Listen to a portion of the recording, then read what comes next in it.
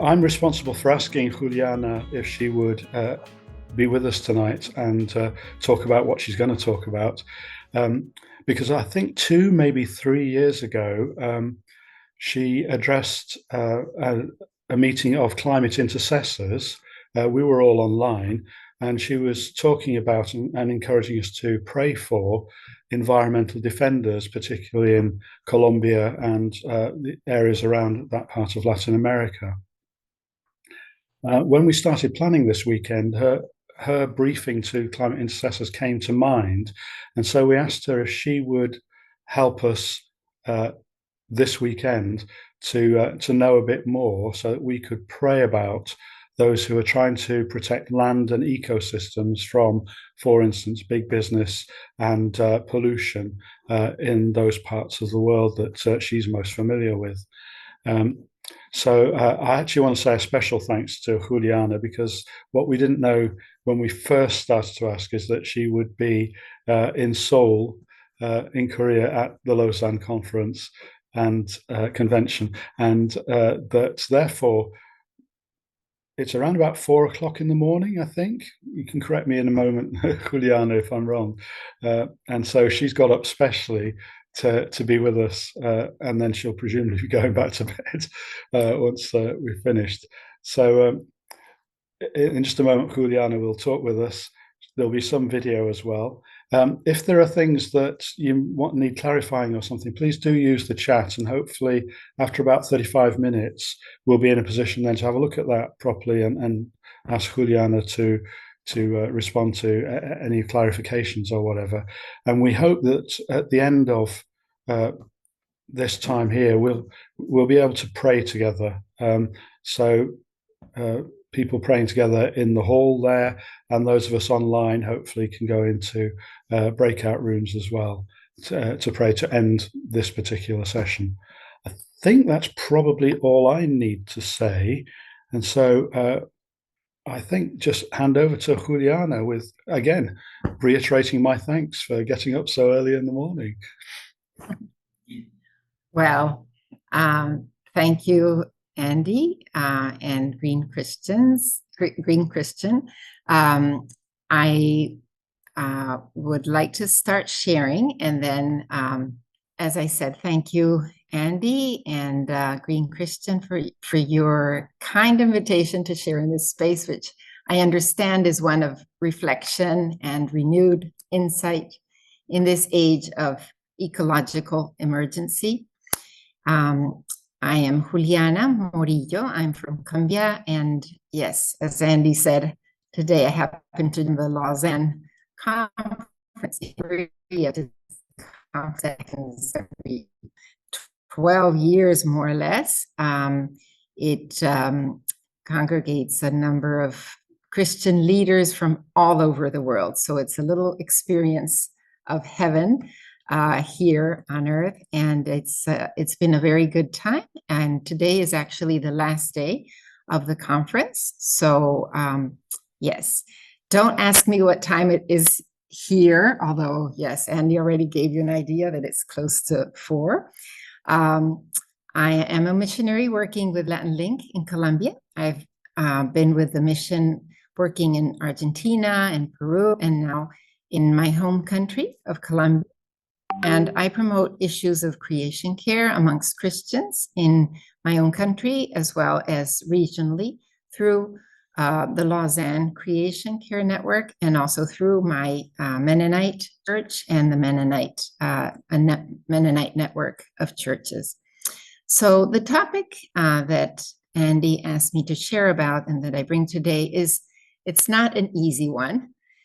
And I'd like us to approach it prayerfully and with much openness to catch a glimpse of the situation of environmental defenders worldwide, particularly in my country of Colombia, and to hear what the Spirit might be saying to us, to each of us, as ordinary Christians in these extraordinary times, which I understand is your topic for this event. So every year since 2012, the UK-based NGO Global Witness releases an annual report with statistics about the deaths and threats to environmental leaders worldwide. The last one was just actually recently released about 2 weeks ago on September 10th.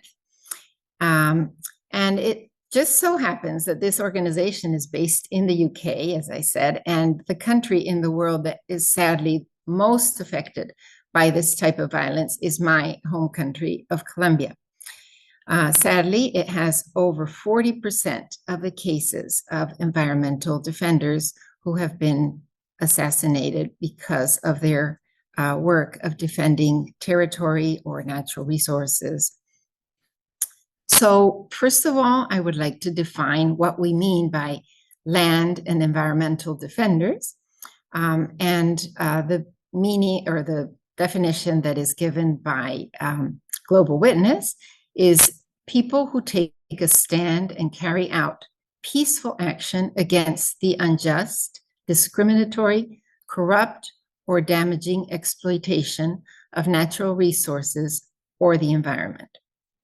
So we can see the environmental or land defenders as a type of human rights defender, often the most targeted for their work. And our definition would cover a range of people. Defenders often live in their own communities, right, where the land or health and or the livelihoods are threatened by the operations of, say, mining or logging or agribusiness or companies or other industries, or a hydroelectric initiative. Others will be defending biodiversity. Others will be supporting efforts, this kind of effort through their work. For example, if they're a lawyer, an environmental lawyer, or a politician, or a park ranger, or a journalist, or a member of a campaign, or a civil society organization that defends or accompanies the communities. So there's a variety of people that would be considered environmental defenders. So thinking about the role, the key role of environmental defenders is to protect biodiversity, defending climate critical forests, habitats, and ecosystems.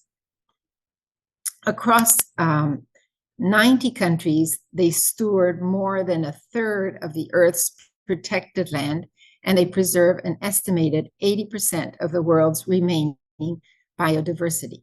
So actually, research shows that indigenous managed lands have lower deforestation rates and better conservation. And better conservation outcomes than the protection zones that exclude indigenous peoples. So there's a correlation between the presence of indigenous peoples and the protection of areas. So I just want to contextualize a little bit about, don't worry, I'm going to put a video on, so that's why it should be dark right now. I want to contextualize a bit about, well, why is it that environmental defenders get involved in these kinds of things and in defending their territories? So I thought I would bring two examples. The first one's a little bit longer, but the second one's very short, about two examples of activities that come to an area and how the communities respond to them and why people get involved in these kinds of issues. In Colombia's Putumayo region, where the Andes meet the Amazon rainforest, Canadian company Libero Copper plans to open up the forest to explore for copper, molybdenum, and other minerals. The project is framed by proponents as a green project that will contribute to Colombia's energy transition while giving jobs to a historically abandoned region. However, many are concerned about the environmental and social costs of housing the mine in such a biodiverse and water-rich region. Local and indigenous women have joined forces to stop the mine from going ahead. In February 2023, a group of indigenous and environmental activists traveled to El Carmen de Atrato in the Choco region to gather evidence of the social and ecological consequences of the only copper mine operating in the country. With this trip, they hope to create awareness among locals who support the project. After coming back from El Carmen de Atrato, women ratified their opposition to the copper mining project. Pensar que voy a sacrificar un territorio con las condiciones que tiene Mocoa, un territorio donde nacen las aguas que abastecen el gran río Amazonas, nace el río Caquetá, el río Mocoa, nacen sus afluentes principales. Del otro lado encontramos el río Putumayo y un poco más hacia el este está el río Patía, que nace en la parte alta. Entonces, el sacrificio de un territorio a cambio de unos 20 años de explotación de cobre es muy alto. Si se quiere vivir en la Amazonía, debemos tener como un poco más de humildad para estar habitando en este territorio que ya somos de por sí afortunados. O sea, estar aquí, disponer de agua, de food, ahí está la riqueza, no en lo económico. Locals also worry a landslide like the one that hit the community back in 2017, triggered by intense rain and killing at least 254 people, could happen again. Geologists have confirmed that the terrain where Libero Copper operates has severely fractured rocks, which makes it more susceptible to landslides. Locals are also concerned the mine will increase gender-based violence.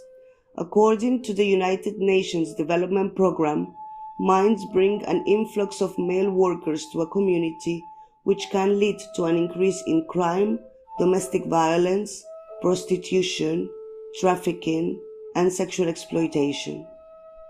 Las mujeres son objeto de uso y abuso.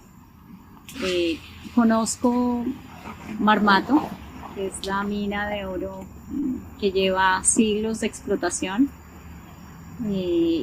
y la dinámica de una explotación minera cuando se asienta en un territorio es demasiado agresiva, ¿no? Entonces conocí Marmato cuando el administrador de la mina era dueño también, administraba el prostíbulo, administraba la llegada de mujeres al territorio a prestar los servicios sexuales, administraba el supermercado más grande, el bar, el billar, y digamos, los mineros allá permanecían dentro de la mina varios días.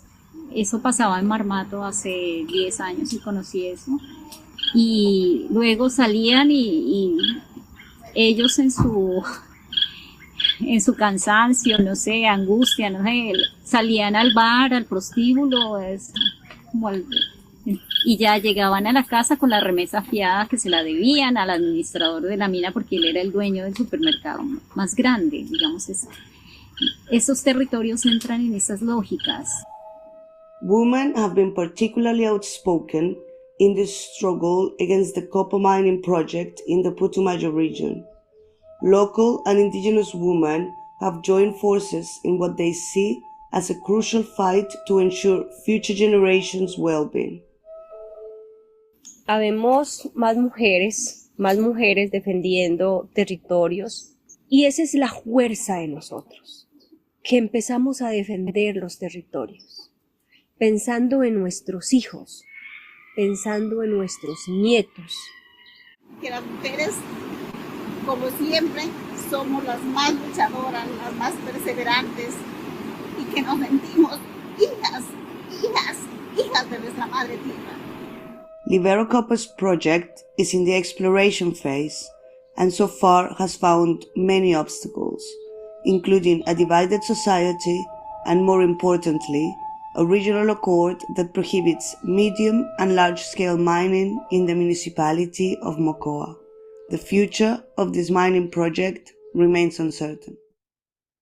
The woman that you saw was giving a testimony, was talking about how she had the experience of living very close to a gold mine and seeing how it had been explored, how it impacted the area.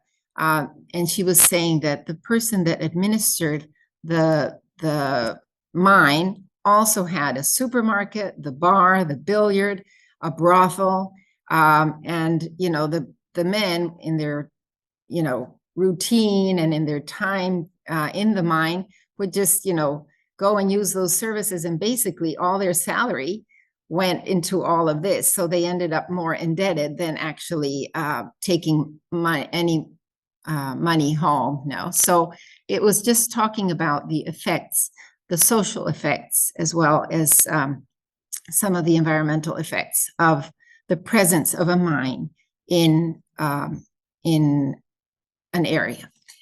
A mí si me preguntan, defíname a Ecopetrol, el cáncer que vino a acabar con el llano.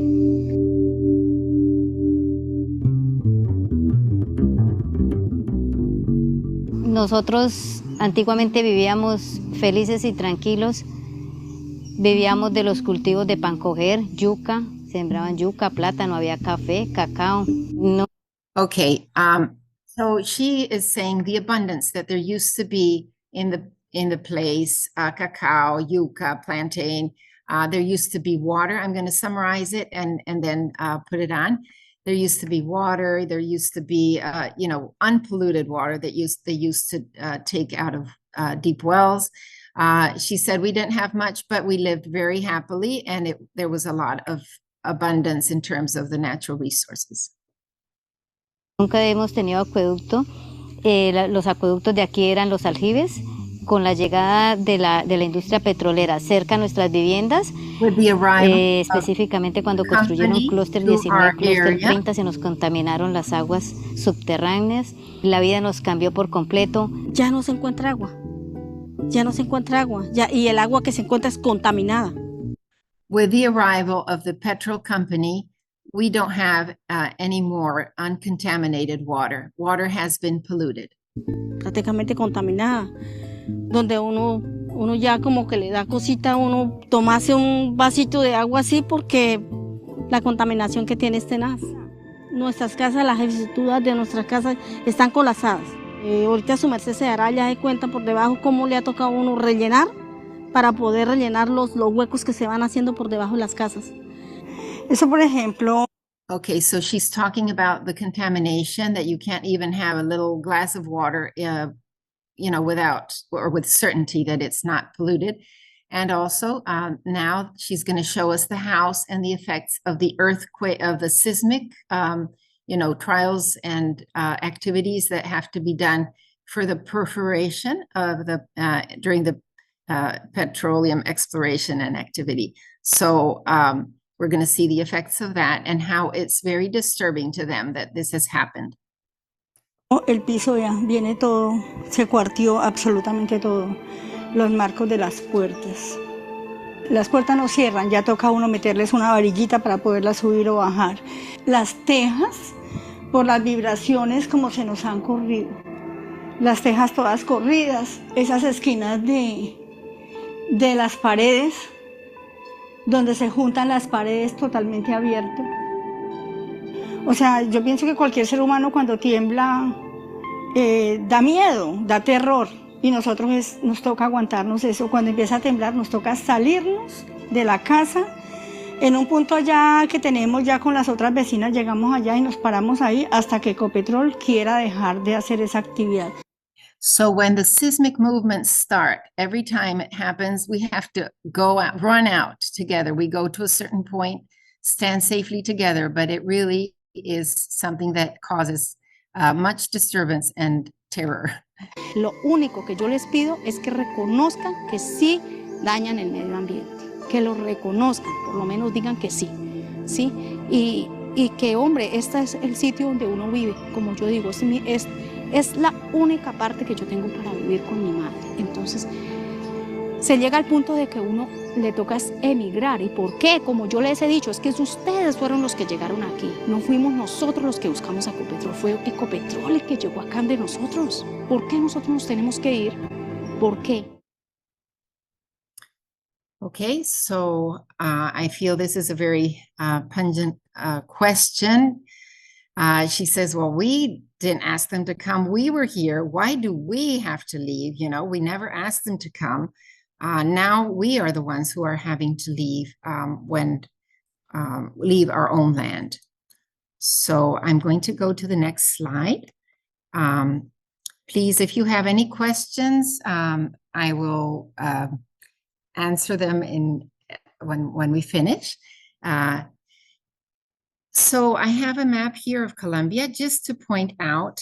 I hope you can see my cursor, but the little dots of the regions that are highlighted in pink and red are areas of where massacres have occurred, actually, and they're areas where there's been the greatest amount of violence throughout the country for this period of time. And actually, it's interesting that the same areas that have this violence are the exact same areas where there are rich resources, either mining, petroleum, or others.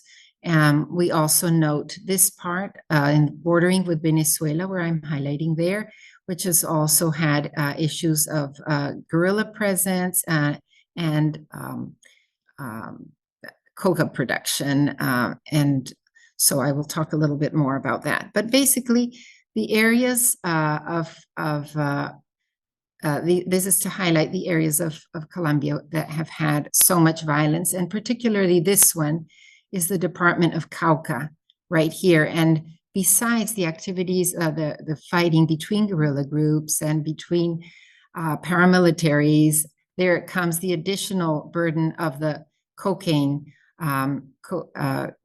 growing coca for production of cocaine. And this is one of the greatest, causes of violence and of killings as well, complementary to all the other reasons for the violence. So here we have, besides this, there's low state presence. As you can see, these areas are very, there's very low state presence. They're often areas very far away, no roads, no access even to health services. The nearest health service is maybe 8 hours away, and it would be a very basic one. No roads, no anything. So it's very hard for the government actually to be present in so many places. And that is why a lot of these cases remain in impunity. The actors here I highlight are the dissident guerrilla groups, the drug trafficking, other armed groups, and commercial groups, with commercial interests. So all of these competing for resources and territory, and they do it through the intimidation, persistent intimidation of people who are trying to defend their rights, their lands, or trying to just be at peace within the normal activities they carry out. But often it's these groups that come in and want to take over the land and end up expulsing or taking the people out. So this is the image of one person who was actually part of our church, and he has been accompanying people, communities, where particularly indigenous communities. And one of the things he helped in was a hydroelectric that was being built without the permission of the community, and in the north of the country. This was many, many years ago. And as a result of that and of his involvement, he was severely threatened. He was tortured when he was just 23. He, as a result of that, has a permanent tremor all throughout his life. He's had that because of the torture that was caused. He had to flee the country for about 20 years. He is now returned because we have a government that is a bit more favorable to people who are defending human rights. But he has suffered himself the consequences of his involvement. I just want to give, I don't want to take too long, but I want to give a number of cases and explain to you just some of the statistics that are in this Global Witness report. So as you can see here, Colombia, sadly, has the greatest number of cases, 79 for the year 2023. And this is not even really all of the cases, as Global Witness itself says. The actual number is likely to be much higher given the many murders that go unreported, and particularly in the rural areas and in particular countries where it's more difficult to identify the cases.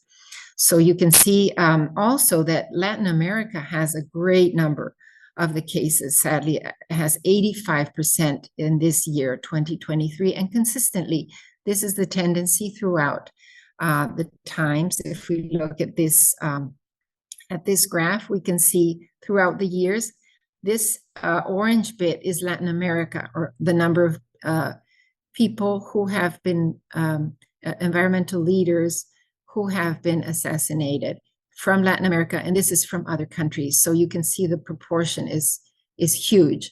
Another country that is high is the Philippines, as you can see here, and one case in other countries as well.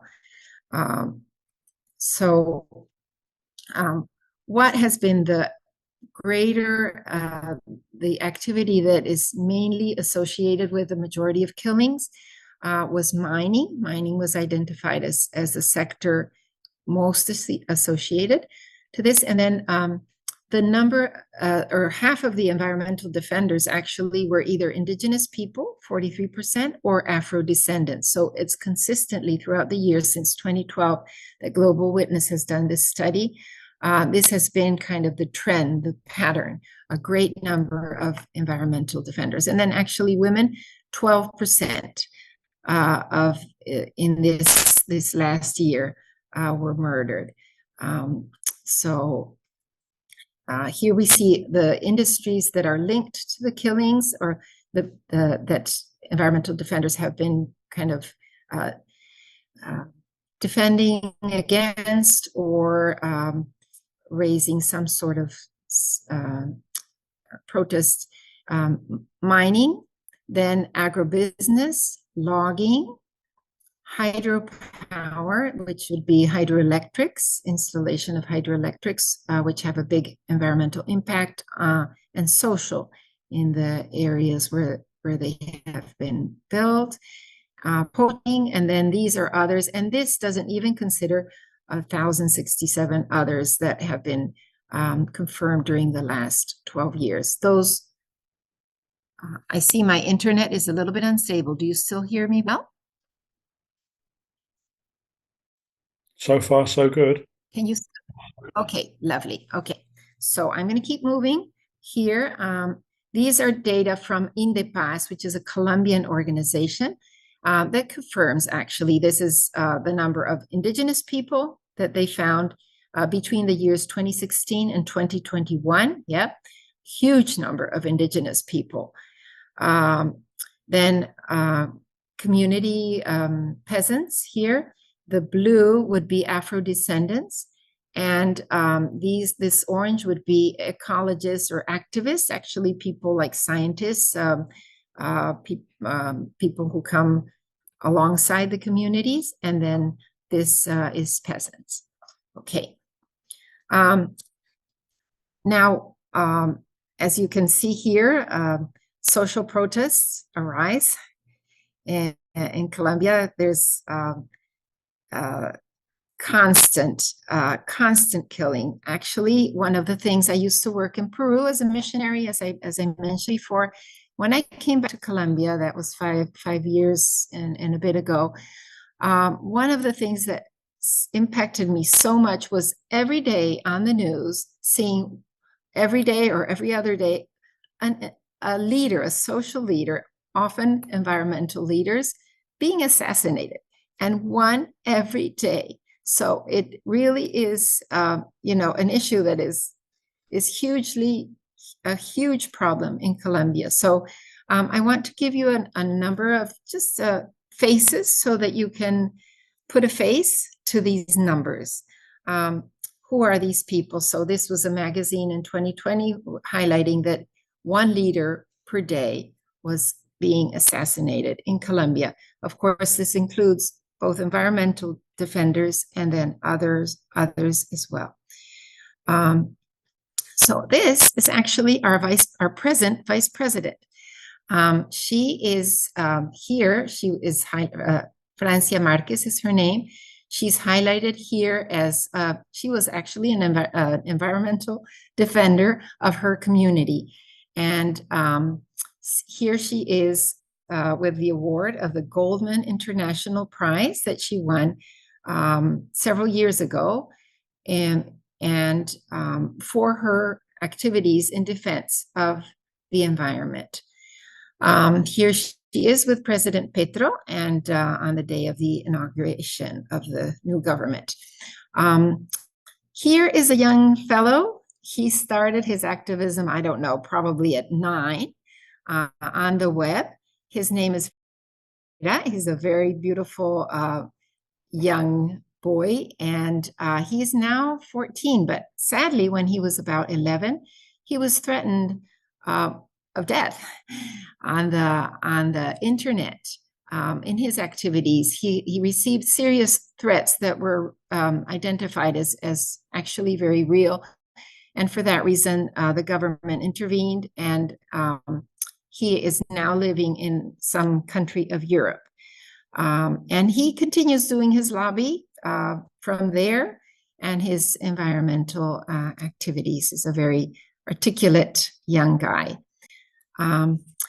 Then I just wanted to highlight journalists. Just in a small radio program and TV station in the north of the country, but he's receiving several threats, and he says, I believe God has the keys to life and death, and I ask him to protect my family. As long as God allows, I'm not going to be silent. I'm not going to leave Magangue. So, another case that was interesting, sadly interesting, and is highlighted by Global Witness is a medical doctor, actually, who started researching the causes of why people there were lots of children defects. Sorry, I'm here in the restaurant that they've kindly allowed me to use. Hopefully, we won't have too much noise. Here we see some of the diseases of the babies, and actually, I didn't show the stronger pictures of the deformities related to a community living next to a dump, a landfill. And so their waters are completely contaminated. They have to receive water in a tank. The conditions are very terrible for this community. This is still going on, and the man who was denouncing the situation, the medical doctor, also has had to leave the country because of threats to his life, because he was, just bringing this to light. He never thought that this would imply threats to his own life. This is a young woman that I want to highlight because she is actually an evangelical leader. Her name, Cristina Bautista, and sadly, she was killed in 2019. Her words, if we keep silent, they kill us. If we talk, they also kill us. So let's talk. She was assassinated in December of 2019. October. And the NASA community has repeatedly alerted authorities about the threats that put them in danger. But in spite of government efforts, indigenous people continue in danger, particularly key religious or community figures like Cristina Bautista. I am here in Lausanne with one other NASA sister, and she told me the story of Cristina, and she told me how they also are surrounded by violence, and so we can pray for their community, the NASA community. of people. I'm going to skip some of these. This is Sandra Liliana Peña. She was assassinated, a young governor, also from this Nasa region. This is actually the area with most killings. And she left, 3 children. She was involved in promoting education, improving education for her community, other issues of justice, and particularly rejecting the spraying of glyphosate in this area, which damages the other things that they cultivate. But she, her words were, the war against illicit activities should not be the responsibility of the peasants or civilians. It should be the duty of the government to oppose them. But these people have had to assume it in their communities because of the harm it brings to the community. So I'm going to go ahead. This is Berta Cáceres. 7 years ago, she was assassinated in Honduras. She was involved in opposing a huge hydroelectric that was really going to cause huge environmental disasters. The activity was stopped. It was not built, but her life was taken and still has not been, the investigations have not cleared. A priest in the area of the jungle, the Amazon jungle, explaining to me the difficulties that people find when there is an order, an instruction of the guerrilla to clear the forest, because they want to see when the military comes in to attack them or to survey the area. So just in order to, because they want to, they order the families to clear the forest. And if not, they're under death threat. So this is how we see that it impacts families. And a final example, Quinto Inuma, this is in the northern part of Peru. He was assassinated last year, December of last year.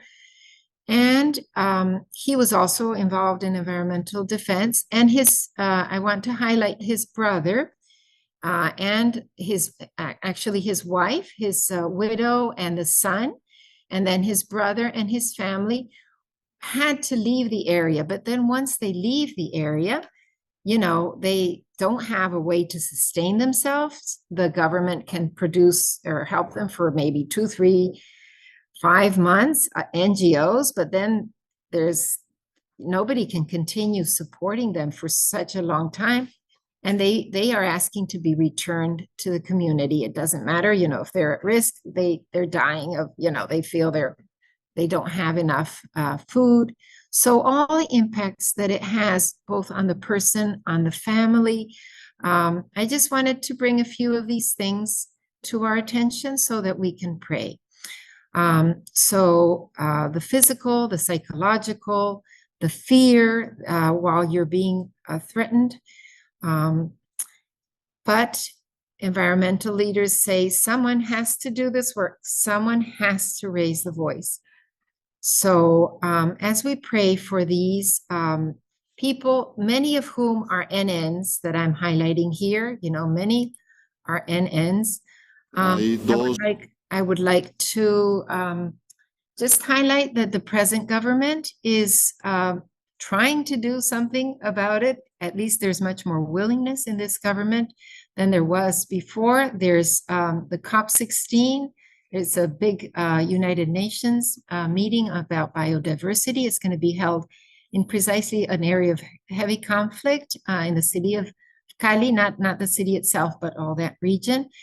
And the emphasis of this COP, of this biodiversity meeting of the United Nations, which is held in Colombia, worldwide meeting, is going to be peace and biodiversity. How can these two come together, and how can we make a real push to protect environmental defenders? This is our Minister of Environment, Susana Muhammad. You can also pray for her. She and the president have death threats because of their involvement in environmental transition, a government that is interested in doing energy transition.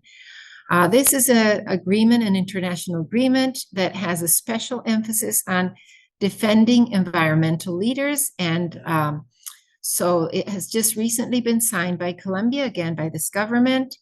But obviously, you know, a law doesn't necessarily imply that things are going to be better.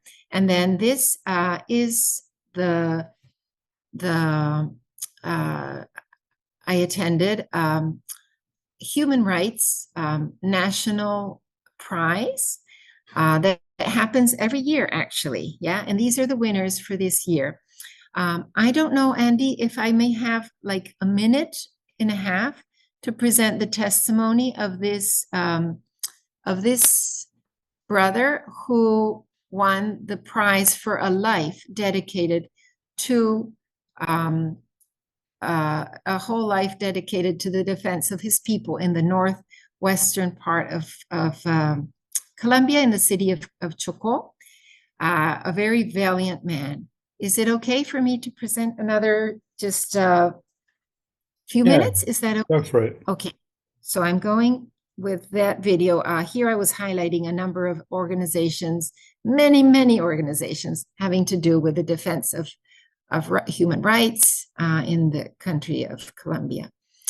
So, dice una canción, han pasado los años y aunque aprieta el cansancio, y esto lo digo yo, no nos podemos cansar para continuar trabajando por la defensa de la vida, por el logro y la construcción de paz, por la defensa de los derechos humanos, por el cuidado de la casa común. Felices los que trabajan por la paz y por la justicia.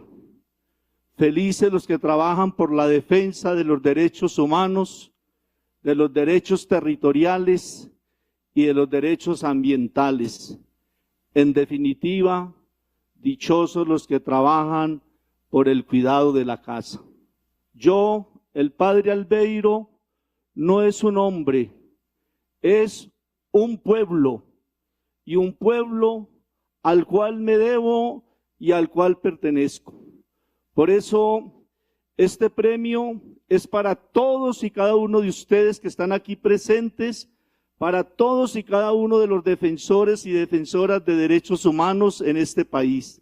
Y sigamos acompañando los espacios de Quibdó y Buenaventura, porque eso es lo que las comunidades quieren, porque el único camino que nos queda es la paz, y la paz con justicia social. A eso dedico y presento este premio. Muchas gracias.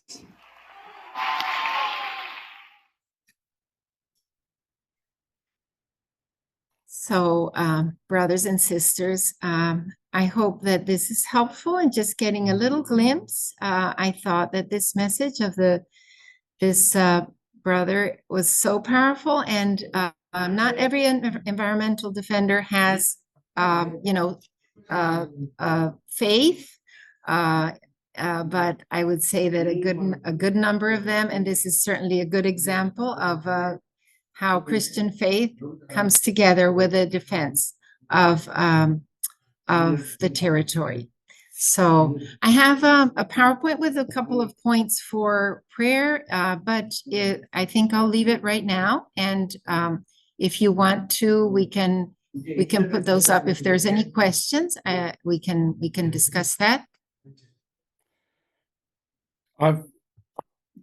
I've got one question popped up in my messages on the chat, which was to just clarify why people wanted to silence the journalist that you'd mentioned. I think you may have mentioned something about it, but maybe worth clarifying. Okay. Yes, well, journalists are, some journalists don't get into talking about these issues, but journalists that get into human rights or into why these things are happening and that start digging deeper into things are strongly threatened. I have the example of a person who leads one of the news programs who, it was Before this government, we had another government that was quite